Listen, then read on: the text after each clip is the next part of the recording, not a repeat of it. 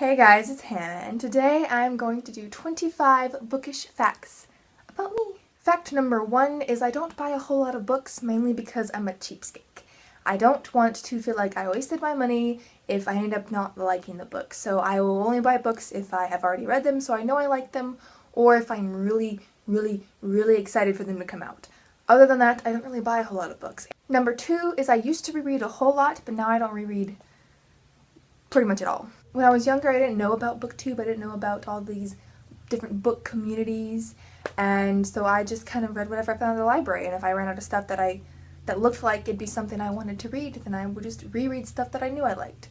But now that I am on BookTube and Bookstagram and all that jazz, there are so many books that I haven't read and that I really want to read that I just don't feel like I have the time to reread anymore. So I don't.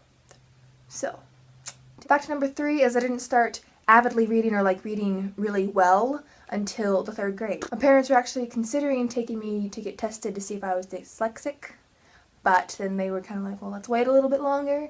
And then I don't know what happened, but I got it. I finally understood what reading was, and then I took off from there, and now look at me. So I'm not dyslexic, although I am really bad at spelling.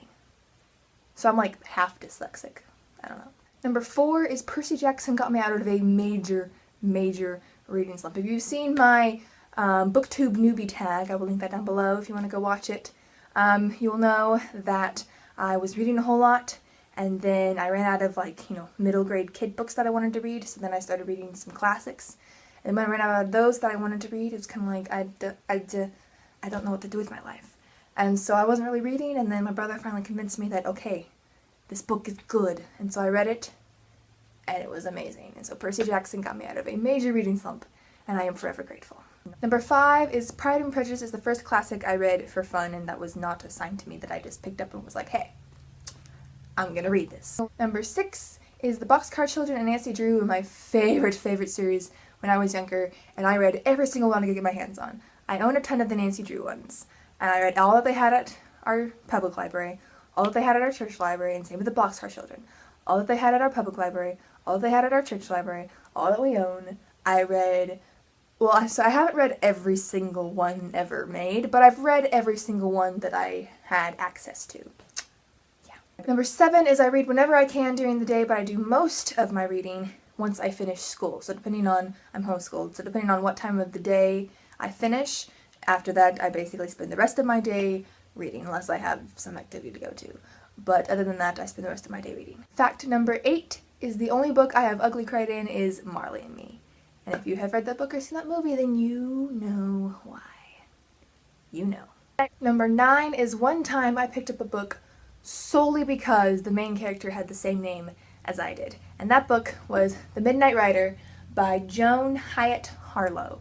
And this book is set in the American Revolutionary War, and it's about a girl named Hannah who is an orphan, and then her aunt who she lives with is very, power hungry, and so she sells her horse, Promise, and she doesn't sell her, but she makes Hannah into an indentured servant at a high British general's house. And so then it's about her being in the middle of the conflict between the rebels and the Tories and all that jazz, and it's a really great book. This is one that I reread a ton when I reread books a lot, and highly enjoyed it. And the only reason I picked it up was because her name's Hannah, so yeah, I don't know what to say to that. Number 10 is I want all of my books to match.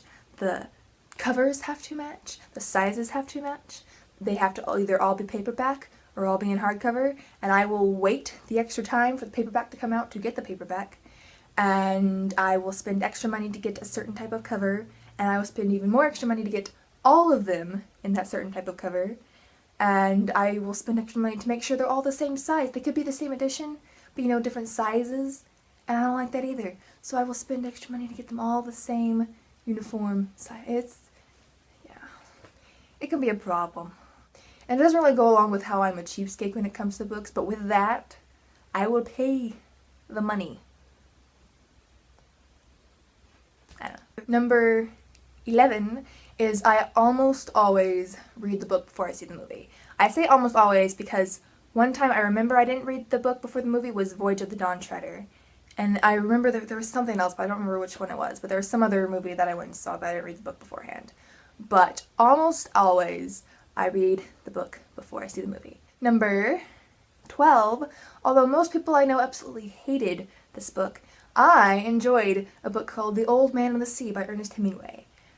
My reasoning for enjoying it is because before in my school curriculum I had been reading all these horrible short stories, like bad. And then I read The Old Man and the Sea and it's like, oh my gosh, this book is so good. The whole book is about a man trying to catch a fish, but it was great and I enjoyed it. So, number 13 is I will tear up old books to make crafts. I know that seems a bit harsh. It's a book. How could you do that? But if it's an old book and it's falling apart, or it was out in our shed and there's little teeth marks on it, then I am perfectly fine with tearing it up to make something new out of it. I am giving an old book new life, people.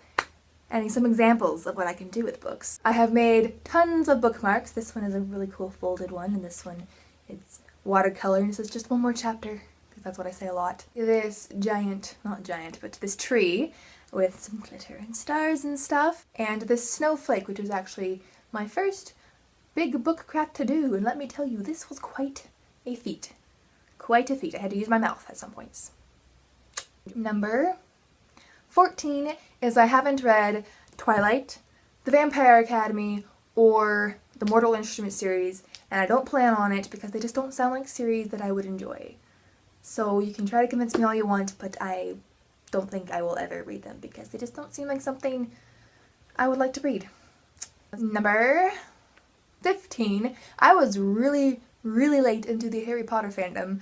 I read them pretty recently. I started them in late 2014 and finished them in early 2015. So, yeah, I was pretty late. Pretty late. But now I am completely on board, so no worries. Number 16 is I can eat while reading, but I usually tend not to, and if I do, it's usually a drink instead of like something I eat, if that makes sense. Like instead of eating popcorn or something, I'll usually have a lemonade or something like that.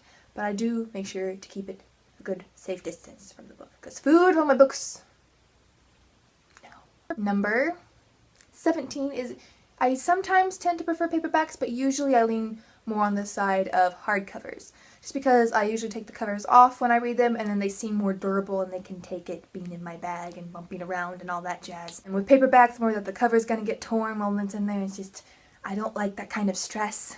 So I just usually lean towards hardcovers. Number 18 is I did not like The Fault in Our Stars. Just didn't enjoy it. Number 19 is I am very particular about the conditions of my books. I don't mind a well-loved look, but I cannot stand the abused look. So I usually just go with, let's stick with a perfect look. I like the perfect look, which is one reason why I take the covers off of my hardcovers when I read them. Number 20 is I once yelled at my brother when he put his glass of ice water on top of my book instead of on top of the coaster that was sitting right next to it. Like, right there.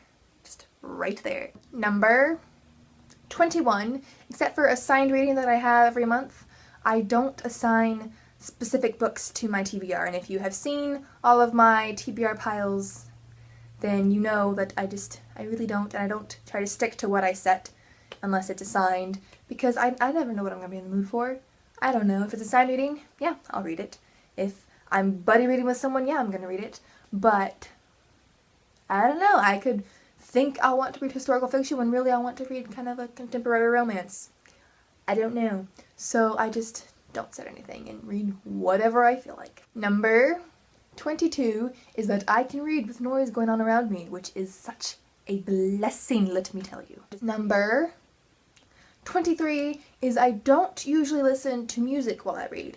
If it's kind of part of the environment around me, then it doesn't bother me, but if it's like my music in my headphones or something, then I usually just turn it off while I'm reading. And sometimes I can read with it on, but usually I just turn it off because I can concentrate better with that. But if it's in the environment around me, like I'm at a park and they're playing live music over there, that doesn't bother me. But if it's like my music in my headphones, then it gets annoying sometimes. Number 24 is I can read in cars and buses and planes and all that jazz. Let me tell you, it is a blessing. Same with the, environment thing. Although it does make me not want to drive anywhere. It makes me always want to be the passenger because that gives me more reading time. So that's a problem. But, And the last fact is number 25, and that is I always have a book with me, whether it's a physical copy, or it's on my Kindle, or it's on my phone. I have a book with me. And if I am bored, I will get that book out, and I will read it. So I hope y'all enjoyed learning a little bit about me and my bookish tendencies. And if you enjoyed this video and you want to see more this kind of fact thing, I don't know what to call it. But if you enjoyed hearing random facts about me, because I usually enjoy hearing random facts about other people, and you want to know more, then you can comment or whatever and say, hey, I like you and I want to know more, and I'll be like, oh, well, thanks. But seriously, if you want more videos like this, then I could do 25 facts about me. I could do 25 facts about my cats. Yeah, I could think of something. So that is it for this video. I hope you enjoyed it, and I will see y'all again in another one soon.